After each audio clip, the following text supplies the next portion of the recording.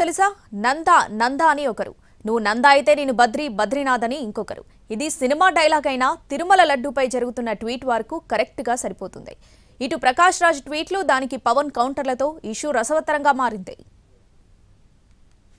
Just asking అంటూ సినీ నటుడు ప్రకాష్ రాజ్ లడ్డూ కల్తీ ఘటనపైన ఎక్స్ వేదికగా చేస్తున్న పోస్టులు హాట్ టాపిక్ గా మారాయి.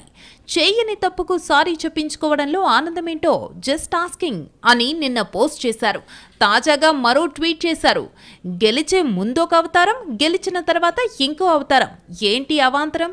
ఎందుకు మనకి అయోమయం? ఏది నిజం? జస్ట్ ఆస్కింగ్ అంటూ తెలుగులో రాశారు. ఇప్పుడిది సోషల్ మీడియాలో ట్రెండ్ అవుతోంది. ఆయన ఎవరిని ఉద్దేశించి పెట్టారు, ఎందుకు పెట్టారంటూ జనం కామెంట్లు చేస్తున్నారు. డిప్యూటీ సీఎం పవన్ కళ్యాణ్ ప్రకాష్ రాజ్ పోస్టులపై ఇంతకు ముందే అసహనం వ్యక్తం చేశారు. అనవసర భయాలు కల్పించి దీన్ని జాతీయ స్థాయిలో చర్చించుకునేలా చేస్తున్నారని ప్రకాష్ రాజ్ చేసిన పోస్టును ఉద్దేశించి పవన్ కళ్యాణ్ రియాక్ట్ అయ్యారు.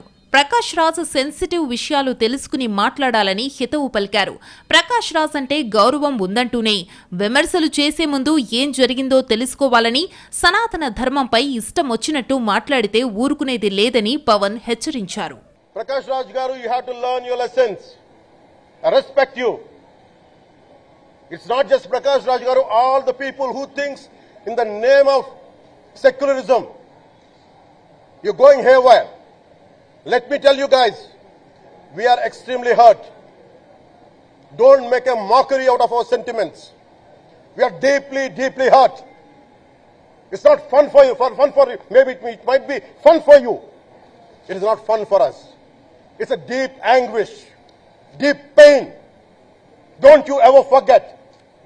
దీనికి ప్రకాష్ రాజ్ స్పందిస్తూ ప్రస్తుతం తాను విదేశాల్లో ఉన్నానని, ఇండియాకు వచ్చాక పవన్ కళ్యాణ్ ప్రశ్నలకు సమాధానమిస్తానని వీడియో పోస్ట్ చేశారు.